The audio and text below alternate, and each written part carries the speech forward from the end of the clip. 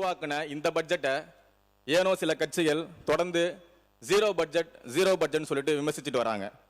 இந்த budget zero budget இல்ல, hero budget, எங்கள் ஹீரோவின் பட்ஜெட். தமிழ்நாட்டில் இருக்கிற எல்லா தலைவர்களும் தேர்தலுக்கு முன்னாடி இளைஞர்களுக்கு வாய்ப்பு கொடுக்கணும் அப்படின்றத ரொம்ப பரவலாக பேசிட்டு இருந்தாங்க. இன்னும் குறிப்பாக சொல்லணும்னா நம்மளோட எதிர்க்கட்சி தலைவர் அவர்கள் அவரோட அரசியல் கட்சி மீட்டிங்லேயே இளைஞர்களுக்கு வாய்ப்பு கொடுங்க அப்படின்னு சொல்லிட்டு தொடர்ந்து பேசிட்டு வந்தார். ஆனால் இன்னைக்கு சட்டமன்றத்தில் இளைஞர்கள் ஜெயிச்சு வந்ததுக்கு அப்புறம் எல்லாருமே இளைஞர்களாக இருக்காங்க, சின்ன பசங்களாக இருக்காங்க, அமைச்சர்கள்லாம் அனுபவம் இல்லாமல் இருக்குன்னு சொல்லிட்டு முன்னுக்கு பின் முரணா மாற்றி பேசிக்கிட்டு இருக்காங்க. ஒரு பட்ஜெட்டோட வெற்றி அப்படின்றது எப்படி இருக்கு அப்படின்னா, அந்த பட்ஜெட் எந்த அளவுக்கு அந்த மாநிலத்தில் இருக்க கடைக்கோடி மக்களுக்கும் போய் சேர்ந்திருக்கின்ற பொறுத்து தான் இருக்கு. அந்த வகையில் எல்லா தரப்பு மக்களையும் கவர்ந்த இந்த பட்ஜெட் கண்டிப்பாக நாங்கள் ஏற்கனவே சொன்னது போல ஹீரோ பட்ஜெட் தான். சில முக்கியமான விஷயங்களை மட்டும் இங்கே பதிவு பண்ண விரும்புகிறேன். பெண்கள் நாட்டின் கண்கள்னு சொல்லுவாங்க. அந்த கண்களை பாதுகாக்கிறது எவ்வளோ முக்கியன்றத சிங்கப்பெண் சிறப்பு அதிரடிப்படை மூலமா ஒரு தொகையும் ஒதுக்கி ஒரு தனித்துறையையும் தமிழ்நாட்டிலேயே முதல்ல உருவாக்கியவர் நம்மளோட மாண்புமிகு தளபதி அவர்கள். தமிழ்நாட்டில் பிறக்கிற ஒவ்வொரு குழந்தையும் அந்த குடும்பத்துக்கு ஒரு வரம் மாதிரி. அந்த வரத்தை அவங்க மட்டும் கொண்டாடக்கூடாது, நம்மளும் சேர்ந்து கொண்டாடணும். நம்மளோட குழந்தையும் நம்மளோட குடும்பத்தோட ஒரு அங்கமாக இருக்கணும்னு சொல்லிட்டு தாய் மாமன் தங்க மோதிரம் திட்டத்தை அறிமுகப்படுத்திய ஒப்பற்ற தலைவர் தான் நம்மளோட தளபதி தலைவர் அவர்கள். இளைஞர்களுக்கு எத்தனையோ எதிர்கால வளர்ச்சிகளும் எத்தனையோ ஆக்கப்பூர்வமான செயல்களும் தொடர்ந்து செஞ்சுட்டு வர அதே நேரத்தில் முதல் முறையாக தமிழ்நாட்டில் ஏஐக்குன்னு ஒரு தனித்துறையை உருவாக்கினவர் நம்மளோட தலைவர் தளபதி அவர்கள்.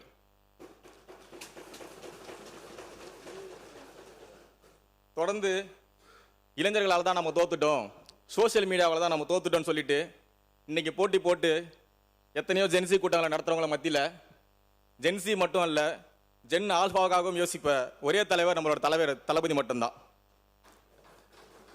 அந்த வகையில் பார்த்தீங்க அப்படின்னா அங்கன்வாடி முதல் கொண்டு ஆரம்ப பள்ளி வர எத்தனையோ நவீன வசதிகளை உள்ளடக்கி சூப்பர் கேம்பஸ் அப்படின்னு சொல்லிட்டு பல்வேறு திட்டங்களை இன்னைக்கு கொண்டு வந்திருக்காரு.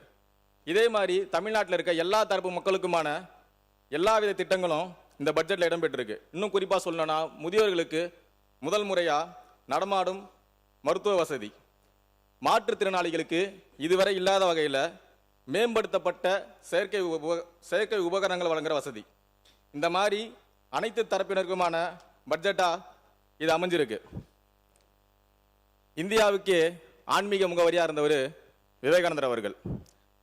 அவர் இந்திய மக்களை பார்த்து ஒன்று சொன்னார், 100 இளைஞர்களை கொடுங்க, இந்தியாவை வல்லரசாக மாற்றி தரேன்னு சொல்லிட்டு.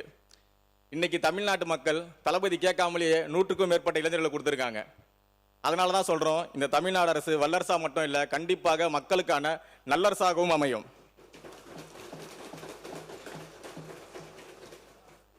வெற்றி என்பது ஒரே நாளில் வருவதில்லை. அந்த மாதிரி தான் இந்த வெற்றியும். கிட்டத்தட்ட மக்கள் இயக்கம் மூலயமா 20 வருஷத்துக்கு மேலாக பல்வேறு நலத்திட்டங்களை செஞ்சு தான் இந்த இடத்துக்கு வந்திருக்கிறோம். இன்னும் குறிப்பாக சொல்லணும் அப்படின்னா பயிலகம், நூலகம், குருதியகம், விழியகம், விலையில்லா விருந்தகம், இந்த மாதிரி எத்தனையோ நலத்திட்டங்களை தொடர்ந்து மக்கள்கிட்ட செஞ்சனால மட்டும்தான் இந்த இடம் எங்களுக்கு சாத்தியமாயிருக்கு. அதே மாதிரி தான் இந்த பட்ஜெட்டில் இடம்பெற்றிருக்க எல்லா திட்டங்களையும் சிறப்பாக செயல்படுத்தி இதே சட்டமன்றத்தில் கூடிய விரைவில் ஆளுங்கட்சி மட்டுமல்ல எதிர்கட்சி வரிசையிலும் தமிழக வெற்றிகள் உறுப்பினர் சேர்த்து அமர்வாளர் என்பதை உறுதியாக சொல்லிக்கிறேன். தொடர்ந்து இந்த பட்ஜெட் மீதான இன்னொரு விவாதத்தில் பார்த்தீங்கன்னா பெயர் மாற்றம் அப்படின்னு சொல்லிட்டு ஒன்று சொல்லிட்டு வராங்க. பெயர் மாற்றம் என்பது பார்த்தீங்கன்னா அந்த பட்ஜெட்டோட பெயரை மாற்றுறது மட்டும் நோக்கம் இல்லை. அந்த பட்ஜெட் இதுக்கு முன்னை விட எந்த அளவுக்கு செயல்படுது, எந்த அளவுக்கு விரிவுபடுத்தப்பட்டிருக்கு, அந்த பட்ஜெட் மீதான தொகை எந்த அளவுக்கு அதிகப்படுத்தப்பட்டிருக்கு, அந்த பட்ஜெட்டால் பயன்படுற மக்கள் எந்த அளவுக்கு அதிகமாக இருக்காங்க, அதோட எதிர்கால திட்டம், எதிர்கால நோக்கம், இதெல்லாம் கருத்தில் கொண்டு தான் அந்த திட்டத்தோட பெயரை மாற்றுறன்றதை இந்த அவையில் பதிவு பண்ண விரும்புகிறேன். தொடர்ந்து ஒரு நல்ல அரசுன்றது வெறும் வருவாயை மட்டுமே பெருக்கிறது இல்லை. அந்த வருவாய் மூலமா கிடைக்கிற எல்லா விஷயங்களையும் மாநிலத்தோட வளர்ச்சிக்கும் மக்களோட நலனுக்கும் பயன்படுத்துகிற வகையில் இருக்கணும். அந்த வகையில் இந்த அரசு தன்னோட வருவாயை முழுக்க மாநிலத்தோட வளர்ச்சிக்கும் மக்களோட நலனுக்கும் பயன்படுத்துன்றதுல எந்த ஐய கருத்தும் இல்லை என்பதை இந்த நேரத்தில் பதிவு பண்ண விரும்புகிறேன். இதே நேரத்தில் என்னோட மாதாவரம் தொகுதிக்கான சில சட்டமன்ற கோரிக்கைகளும் இங்கே பதிவு பண்ண விரும்புகிறேன். பணத்தை மட்டும் இல்லை, நாங்கள் நேரத்தையும் விரைவு பண்ண விரும்பலை. அதனால் பல்வேறு கோரிக்கைகள் இருக்குது. அது இந்த சட்டமன்றம் மூலியமாகவும் பேரவைத் தலைவர்கள் மூலியமாகவும் இந்த அவையில் கொடுக்குறேன். அதுக்கான தக்க நடவடிக்கைகளை நீங்கள் எடுத்து தருவீங்கன்றதை நம்புகிறேன். இருந்தாலும் ஒரு 3 முக்கிய திட்டங்களை மட்டும் இங்கே சொல்லிக்கிறேன். டிஎன் டெக் சிட்டி, அதாவது பார்த்தீங்கன்னா தமிழ்நாட்டு இளைஞர்களோட ரொம்ப முக்கியமான விஷயம், எதிர்கால வேலைவாய்ப்பை உருவாக்குற ஒரு விஷயம். இதுக்காக பார்த்தீங்கன்னா கிட்டத்தட்ட 150 ஏக்கர் அளவிலான இடம் ஏற்கனவே கையகப்படுத்தப்பட்டிருக்கு. இருந்தாலும் இந்த திட்டம் பார்த்தீங்கன்னா இன்னும் செயல் வடிவில் மட்டும்தான் இருக்குது, இன்னும் நடைமுறைக்கு வரலை. அதனால் தயவு செய்து மாண்புமிகு உறுப்பினர்களுக்கு உங்களோட கோரிக்கைகளை வந்து நீங்கள் எழுதி கொடுங்க, சரிங்களா? சீக்கிரம். மாண்புமிகு பேரவைத் துணைத் தலைவர் அவர்களே, 2 கோரிக்கை தான் முடிச்சிடுறேன். ஸோ இந்த திட்டத்தை மாண்புமிகு முதல்வர் அவர்களோட கவனத்துக்கு கொண்டு வரோம். சென்னைக்கு மிக அருகில் இந்த திட்டம், இந்த வார்த்தை பார்த்தீங்கன்னா மற்ற தொகுதிக்கு வேணால் ரொம்ப சாதாரணமாக இருக்கும், ஆனால் சென்னைக்கு பக்கத்திலே இருக்கனால மாதாவரத்துக்கு ரொம்ப பொருத்தமாக இருக்கும். அதனால தான் என்னவோ மாதாவரம் நெடுஞ்சாலையில் தொடர்ந்து போக்குவரத்து நெரிசல் வந்துக்கிட்டே இருக்குது. ஸோ இதை சரி பண்ணுற வகையில் மாதாவரம் டு சோழவரத்துக்கு உயர்தர சாலைகள் அமைக்கணும்னு சொல்லிட்டு கேட்டுக்கிறேன். இந்த திட்டத்துக்காக ஏற்கனவே மாண்புமிகு தமிழக முதல்வர் அவர்கள் மத்திய அரசில் நிதி ஆயோக் மீட்டிங்கில் பேசியிருக்காரு. அதே நேரத்தில் இந்த திட்டத்துக்காக பல்வேறு நடவடிக்கைகளை தொடர்ந்து மேற்கொண்டு வராரு. இந்த நேரத்தில் மாதாவரம் தொகுதி மக்கள் சார்பாக மாண்புமிகு தமிழக முதல்வர்களுக்கு என்னோட மனமார்ந்த நன்றியை தெரிவிச்சுக்கிறேன்.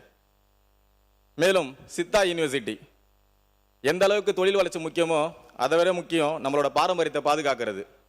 அந்த வகையில் நம்மளோட பாரம்பரியத்தை பாதுகாக்கவும் சித்தா குறித்த ஆராய்ச்சிகளை மேற்கொள்ளவும் சித்தா யூனிவர்சிட்டியை மாதாவரத்துக்கு எடுத்துகிட்டு வரணும்னு சொல்லிட்டு இந்த அவையின் வாயிலாக கேட்டுக்கொள்கிறேன்.